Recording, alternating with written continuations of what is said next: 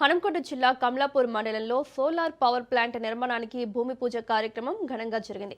ప్రాథమిక వ్యవసాయ సహకార సంఘం ఆధ్వర్యంలో ఏర్పాటు చేయనున్న ఈ సోలార్ పవర్ ప్లాంట్ కు రాష్ట్ర సహకార బ్యాంక్ అధ్యక్షుడు కొండూరి రవీందర్రావు, హుజరాబాద్ ఎమ్మెల్యే పాడి కౌశిక్ రెడ్డి భూమి పూజ చేశారు.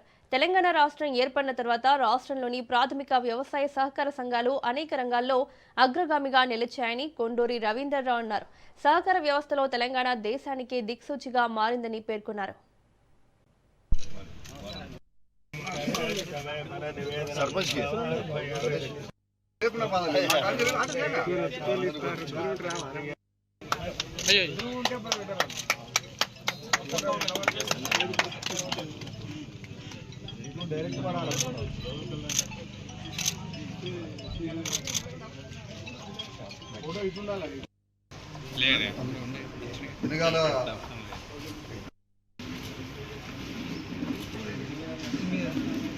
ఫోటో